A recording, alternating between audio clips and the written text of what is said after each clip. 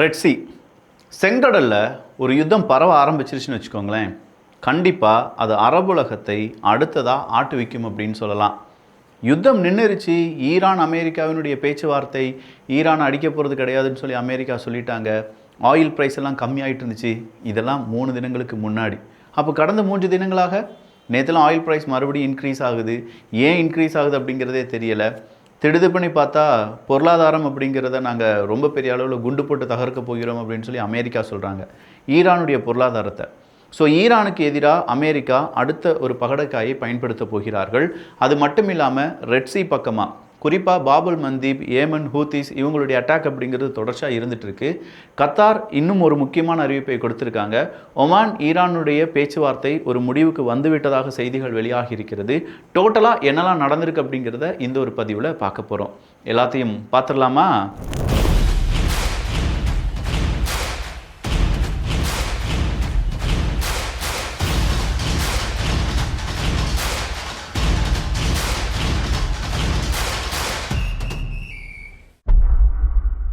ஹூத்தியினுடைய ஒரு அட்டாக். இந்த Houthi attack அப்படின்னு சொல்லும்போது மோச்சா போர்ட், அதுவும் குறிப்பாக சவுதி அரேபியாவுக்கு கிட்ட ரொம்ப முக்கியமான இடங்களில் ஹூத்தியினுடைய அட்டாக் அப்படிங்கிறது தொடர்ந்த வண்ணம் இருக்கிறது.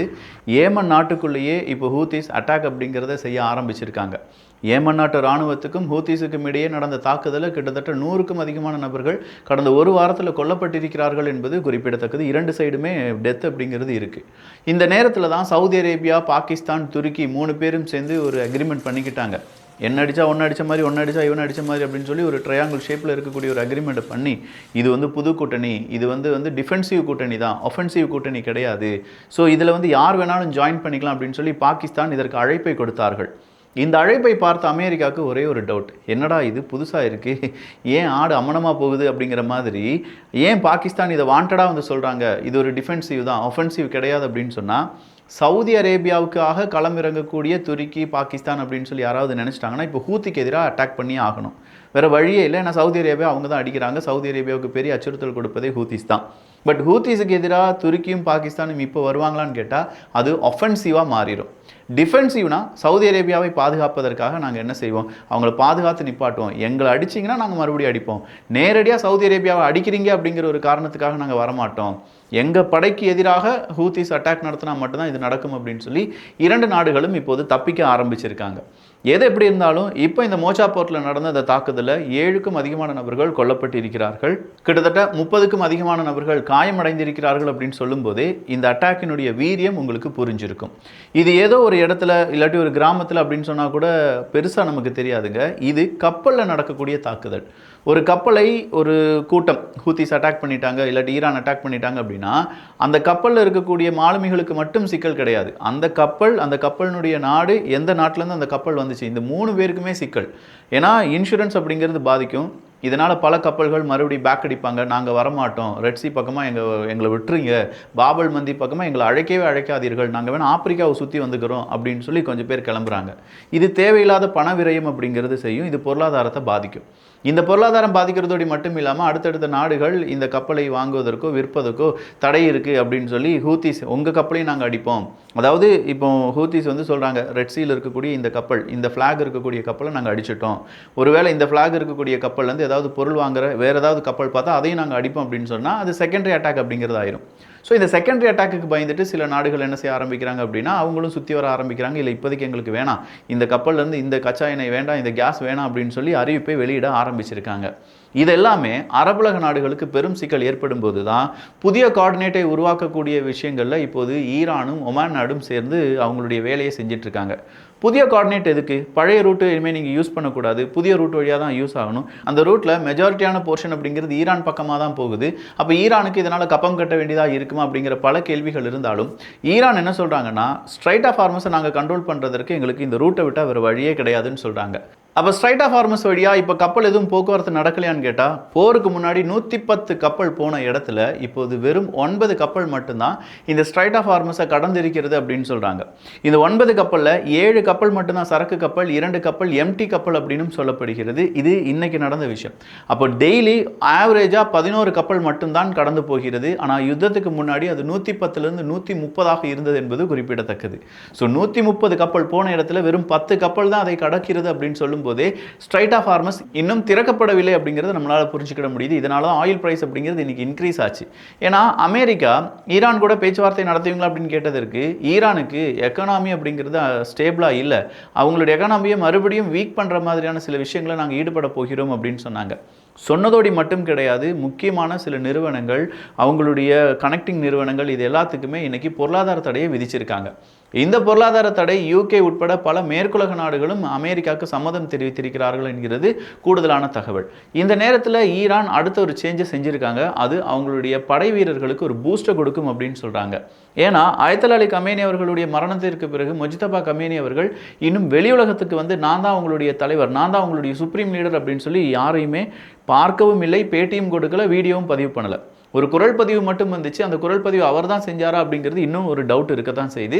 அயத்தொலா அலி கமேனி அவர்களுடைய இறுதி அஞ்சலியின் போது கூட அந்த மனுஷன் வெளியில் வரல.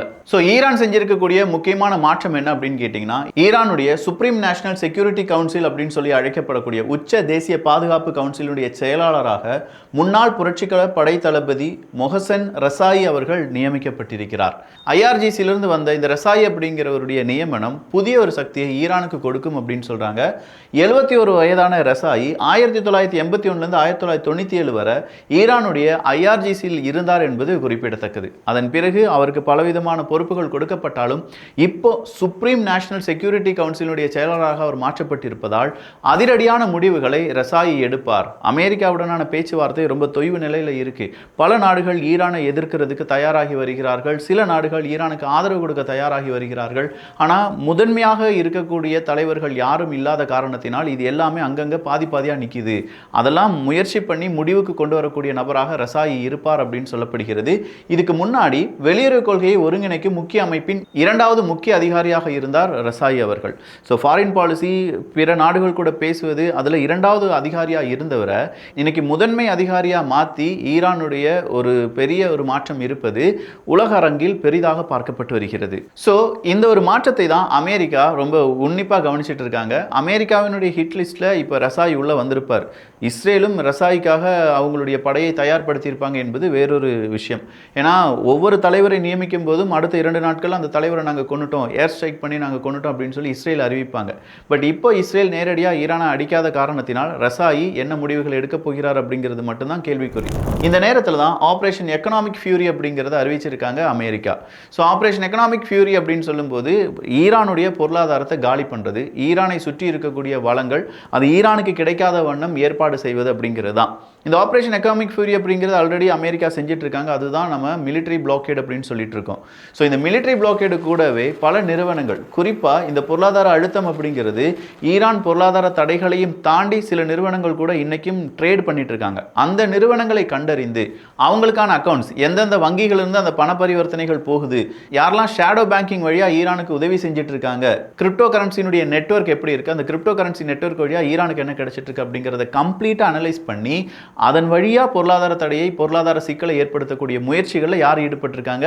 இப்போ அமெரிக்கா ஈடுபட்டிருக்காங்க. அதை தான் ஆபரேஷன் எக்கனாமிக் ஃபியூரி அப்படின்னு சொல்லி அறியப்பட்டு அடுத்த லெவலில் ஈரானை நாங்கள் கீழடக்க போகிறோம் அப்படிங்கிற ஒரு அறிவிப்பை கொடுத்திருக்கிறார்கள். இந்த அறிவிப்பு வந்த கொஞ்சம் நேரத்திலேயே ஈராக்கு கூட மறுபடியும் ஈரானுடைய சில அமைப்புகள், அதாவது ஈரானுடைய ஐஆர்ஜிசியினுடைய தொடர்பு இருக்கக்கூடிய அமைப்புகள் ஈராக்கில் அமெரிக்காவுக்கு ஆதரவாக அப்படின்னு சொல்லக்கூடிய அமைப்புகளை கண்டறிந்திருக்கிறார்கள். அதனால் ஈராக்குக்கு எதிரான ஒரு அட்டாக் நடத்தினாங்க ஈரான்.